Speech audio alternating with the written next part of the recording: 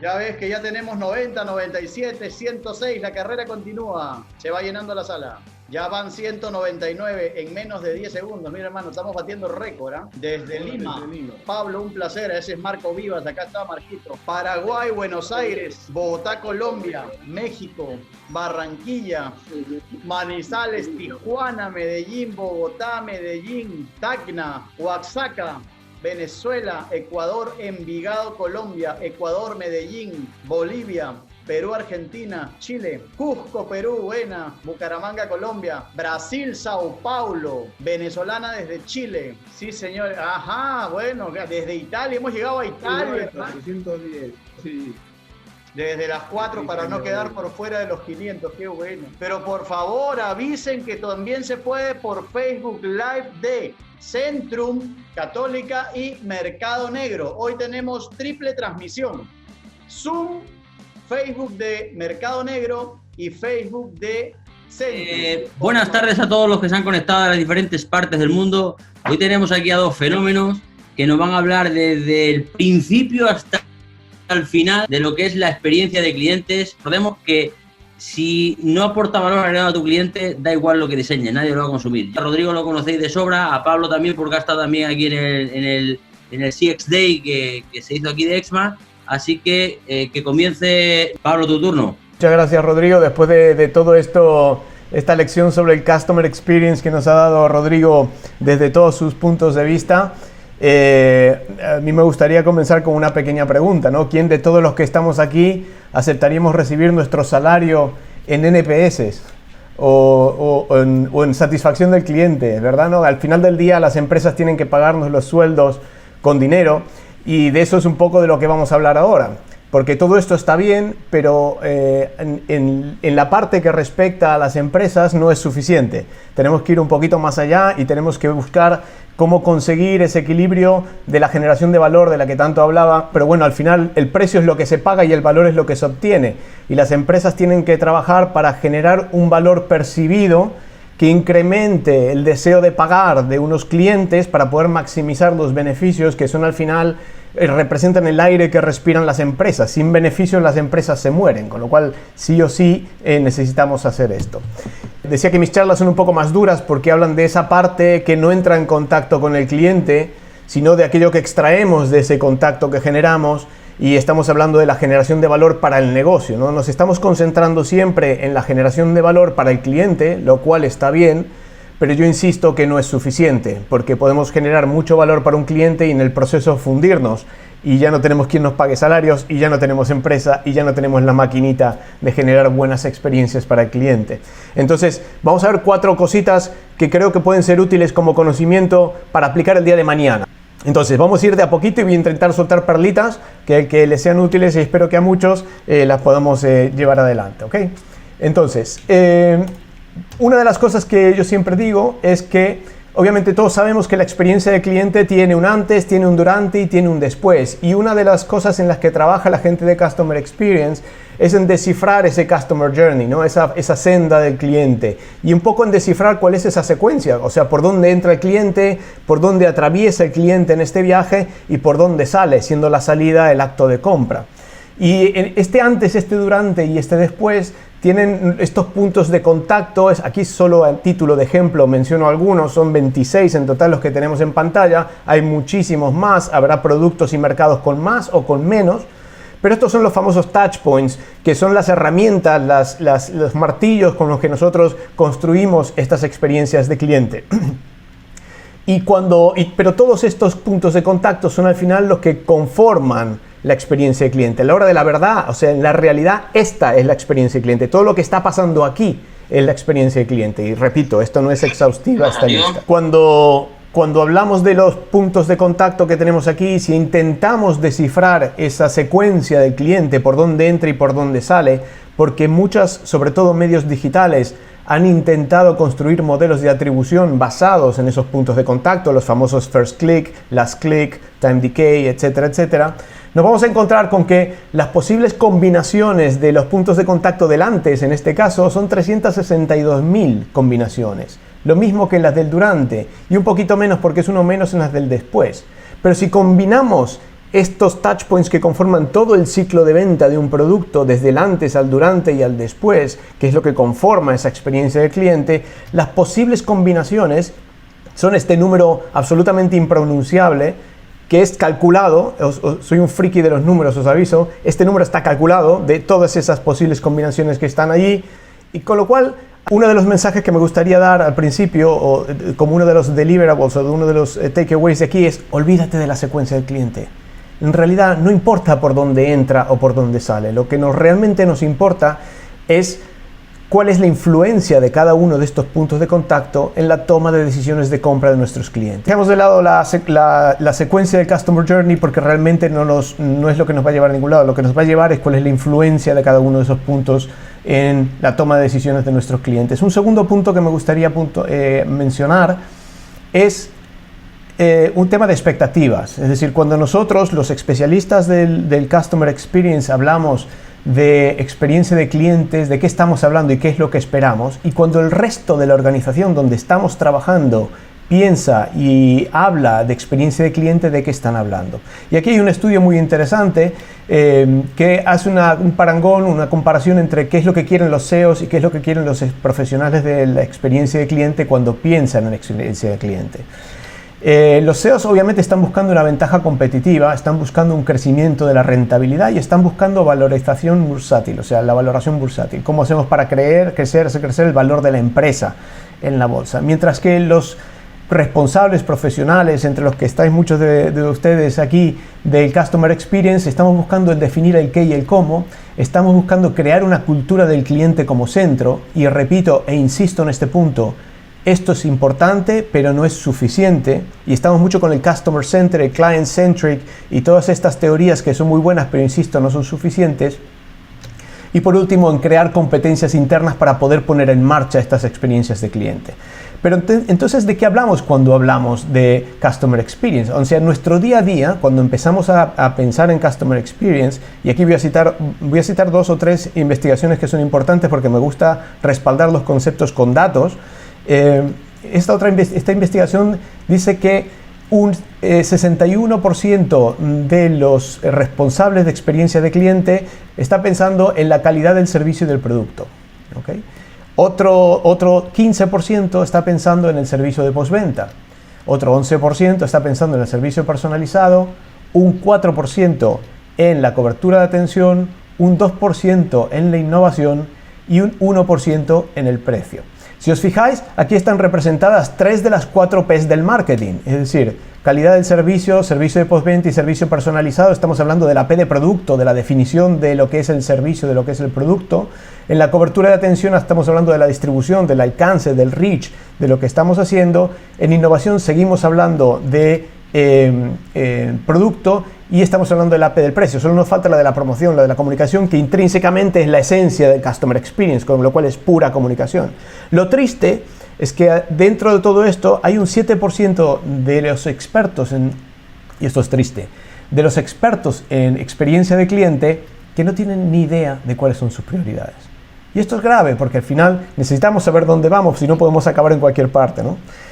Otra investigación que he estado viendo de KPMG, un reporte que acaban de presentar hace muy poquito, ahora en el mes de febrero, el Global Customer Experience Excellence Report. Buah, mucho nombre, tiene 92 páginas, me lo he leído enterito. Mencionan al customer 754 veces, al cliente 106, el valor 58, la tecnología 27, el retorno 6 veces, y por último ROI una vez. Y una vez tangencialmente, como que si haces esto puede que mejores el ROI de tus proyectos. Con lo cual, realmente en la foto de quienes están gestionando la experiencia de cliente, y yo creo que es algo que vamos a poder ver a través de estos días, siempre estamos hablando de la tecnología, estamos hablando del qué, estamos hablando del cómo, de cómo adquirir la competencia, pero no estamos hablando de generación de valor.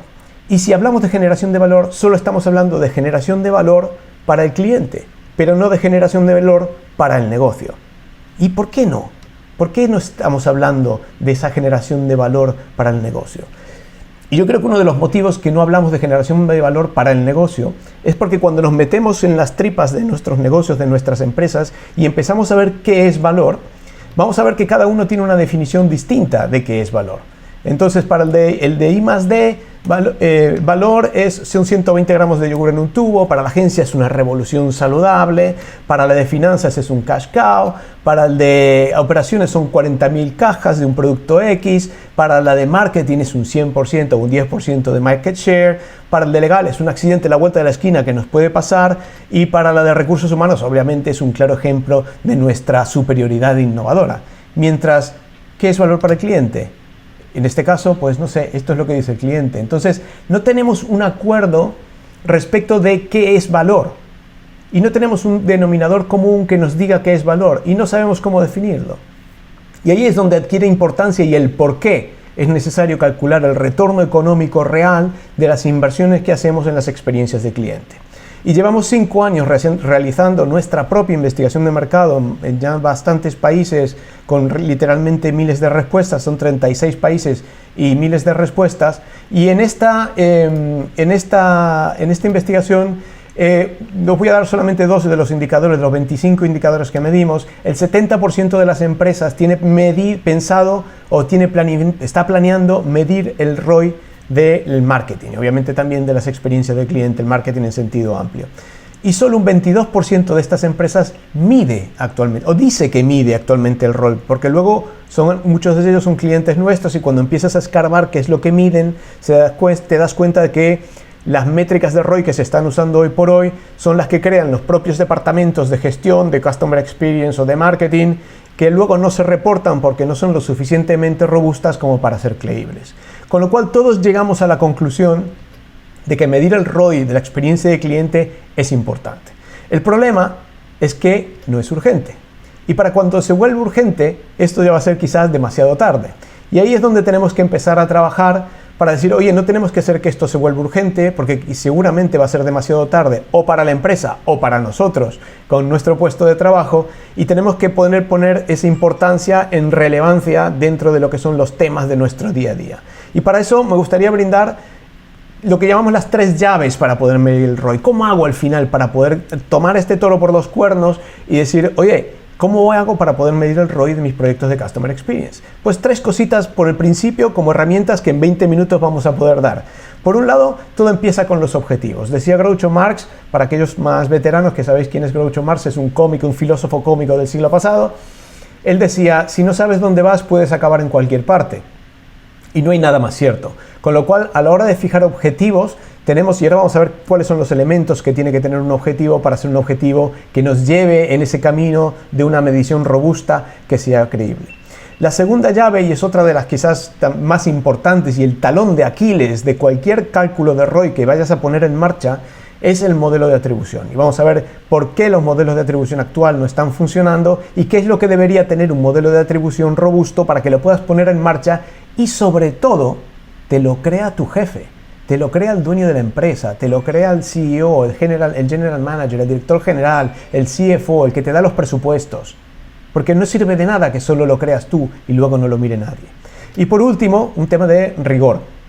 Es decir, necesitamos, y ahora vamos a ver qué quiere decir esto de aplicar rigor a lo que estamos haciendo para la medición del ROI. Entonces, decíamos de los objetivos. Los objetivos, en algún momento seguro que muchos de ustedes ya estudiaron qué es un objetivo SMART. Pero a la hora de la verdad, ¿quién lo pone en práctica? ¿Quién cuando uno se pone a hacer planes en su empresa dice, bueno, ¿es este objetivo SMART? ¿Tiene todo lo que tiene que tener? No, y realmente tampoco nos acordamos mucho de lo que quieren decir algunas de esas letras y nos resulta complicado, con lo cual nosotros nos inventamos 3 letras, los elementos TIC. ¿Okay? ¿Qué es lo que tiene que tener un objetivo de Customer Experience para que puedas medir el impacto en la cuenta de resultados del negocio? Y son estos 3 elementos. El primero es el tiempo, y cuando decimos tiempo no nos referimos al tiempo de ejecución de un proyecto, nos referimos al tiempo, al periodo de influencia de ese proyecto en la toma de decisiones de compra de los clientes. Siempre doy el mismo ejemplo. Si estamos haciendo un stand en una feria y queremos que nuestros clientes vengan y tengan una buena experiencia, el impacto de esa feria en la toma de decisiones de compra de nuestros clientes no dura solamente los 5 días de la feria. Dura los X semanas o meses que a posteriori sigan impactando en esa parte de atrás del cerebro del cliente que le va a decir, oye, cómprale a esta gente que lo hace bien. Ese es el tiempo. El segundo es el indicador, y aquí es donde falla la gran mayoría de departamentos de marketing y de experiencia de cliente. Muchas veces hablamos, por ejemplo, como objetivo de mejorar la relación con nuestros clientes. Esto lo tiene todo el mundo. Mejorar la percepción de nuestra marca, que nos vean como tal o cual cosa. Y yo me pregunto, ¿cómo vas a saber si mejoraste o no la relación con ese cliente? La relación per se no es un indicador de rendimiento, no es algo que tú puedas contar para saber si has pasado o no has pasado la frontera del éxito, que es el tercer elemento que tienen que tener todos los objetivos. Es decir, si yo quiero medir cuál es la relación o la mejora de la relación con mi cliente, tengo que ponerle un indicador de rendimiento que puede ser, por ejemplo, que me haga un like en Facebook, que venga seguido a visitarme, que pueda tener reuniones con él tantas veces al mes, un montón de indicadores. O, por ejemplo, un simple rating a través de una encuesta que tú puedes hacer que nos valore más del 50% de los clientes en nuestra relación como excelente. Y ahí tienes un indicador de rendimiento, algo que puedes contar, que son ratings, que son valoraciones, etcétera, etcétera. Indicadores se cortó. Pues justamente lo que estaba diciendo es que ¿qué es un indicador? Es algo que se puede contar. Si no lo puedes contar, no es un indicador. Mejorar la relación con un cliente es una intención, no es un objetivo. Tu objetivo es lo que esa relación va a impactar en el negocio y el indicador que te va a permitir saber si has conseguido mejorar esa relación o no. Y lo que va a definir si has alcanzado el objetivo o no es el tercer elemento, que es la Q, en inglés de quantity, no que tenía una C de madera bonita, y que es la cantidad, es decir, mi frontera del éxito. Si yo quiero incrementar ventas un 20%, tengo una frontera del éxito clara y definida. Si incrementé las ventas un 19%, no he alcanzado mi objetivo. No quiere decir que sea malo, ya se hará la valoración que corresponda, pero es binario, un objetivo se alcanza o no se alcanza, no es más o menos, digamos, no, o alcanzas el objetivo o no lo alcances, y para eso tienes que tener estos tres elementos. La segunda llave del ROI que mencionamos, o sea, la primera son los objetivos, la segunda llave del ROI que mencionamos es la de la atribución. Y la atribución es algo irritante, realmente irritante. ¿Por qué? Y voy a dar un ejemplo claro, y a mí me gusta, como dije antes, usar los números, ¿no? Algo como esto que vemos a continuación. 2 más 2 es 5. Claro, y aquí nos quedamos, ¿cómo? ¿De qué me estás hablando? 2 más 2 no es 5. Pues sí, mira, y encima, sobre todo en los departamentos de marketing, y mucho esto lo hacen los departamentos de relaciones públicas, te voy a demostrar matemáticamente que 2 más 2 es 5. 2 más 2 es 5, tanto como 0 es igual a 0, y ahí yo creo que estamos de acuerdo. Esto es una verdad matemática impepinable. Con lo cual también podría decir que si 2 más 2 es 5, 20 o 0 más 0 es igual a 0, 20 menos 20 es 0, que es igual a 25 menos 25, que es 0. Hasta ahí estamos todos de acuerdo, ¿no? Si falla la matemática, que me lo escriba alguien en el chat. Bien, yo puedo desglosar este 20 menos 20 y puedo decir que es un 4 por 5 menos 4 por 5 es igual a 5 por 5 menos 5 por 5. Correcto. Explicación matemática. Estamos hablando de cosas que son matemáticamente ciertas. Lo cual quiere decir que si yo saco los factores comunes, es 4 por 5 menos 5 o 5 por 5 menos 5. Si yo elimino los elementos comunes, esto me queda con 4 es igual a 5, con lo cual perfecta y matemáticamente demostrado, 2 más 2 es igual a 5. Vale, para aquellos que ya están más en la matemática y alguno lo está poniendo ahí en el chat, aquí hay un error que he cometido a propósito. Pero este tipo de razonamientos que son 95% ciertos y 5% dudosos o no robustos, es la forma en la que estamos calculando el impacto económico de nuestros proyectos de Customer Experience y cómo los estamos presentando, con lo cual la credibilidad normalmente se derrumba. Por eso cuando hablamos de los modelos de atribución, se genera este fenómeno en las empresas, ¿no? Que me gusta usarlo con este chiste, ¿no? Que la agencia dice todo lo que hemos obtenido gracias a nuestra campaña publicitaria, mientras que la de Search Engine dice no, esto es nuestro link a la palabra trending, y el de Social dice no, es el tweet de las tortugas ninja bailando que puse yo, y la de ese influencer dice no, es el retweet de tus tortugas que lo hizo la celebrity de segundo tier de mi trabajo, y el de marketing móvil te dice no, esto es un banner que puse yo que lo imposible de eliminar hasta que no compraras el producto, y el de punto de venta que dice, ¿pero de qué me estáis hablando, señores? Si el 75% de las decisiones de compra se toma aquí, en el punto de venta, esto gracias al logo que yo puse en el flyer que pusimos en la tienda. ¿Vale? ¿Y el valor para el cliente dónde está? Bueno, no tenía el que yo quería y compré este. Entonces nos encontramos con unas definiciones de modelos de atribución que están hechas sui generis, y entonces tenemos ejemplos como por ejemplo el famoso modelo de atribución de Google. Cuando tú haces una campaña en Google Ads, Ellos te calculan hasta el ROI y te dicen el ROI, pero es un ROI que está calculado sobre un precio de venta, que matemáticamente es una aberración, sobre la base de un algoritmo secreto que nadie conoce y que encima es el mismo algoritmo que se usa para vender papel higiénico que para vender coches. Entonces realmente no estamos hablando de datos robustos. Seguimos entonces. ¿Por qué? ¿Por qué es que no podemos generar un modelo de atribución creíble? Porque la mayoría de los modelos de atribución que se están usando hoy en día, y aquí es donde tenemos que prestar atención, tienen este defecto. Es como un pájaro con un solo ala. Un pájaro con un solo ala no puede volar. Y la mayoría, o te diría el 100% de los modelos de atribución que estamos usando hoy, lo único que están aislando es el número de actos de compras que han sido impactados por mi proyecto. Para que un modelo de atribución sea robusto necesitamos aislar dos cosas. Por un lado es la cantidad de actos de compra que han sido impactados por mi experiencia de cliente y por mis distintos touchpoints, como hablábamos antes, pero también, como hablábamos antes, la influencia de mi proyecto en la toma de decisiones de compra de mis clientes. Con lo cual tenemos que factorizar dos niveles de corrección. Primero, aislar actos de compra impactados, y esto en el Customer Experience a través de la trazabilidad es relativamente sencillo y mucho más en los entornos digitales.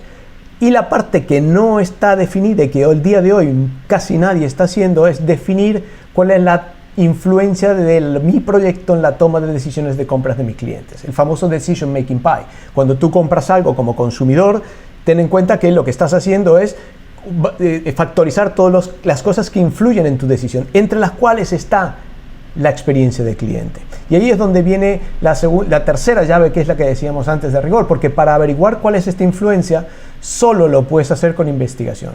Solo lo puedes hacer con investigación cuantitativa, y es por eso que necesitas aplicar rigor.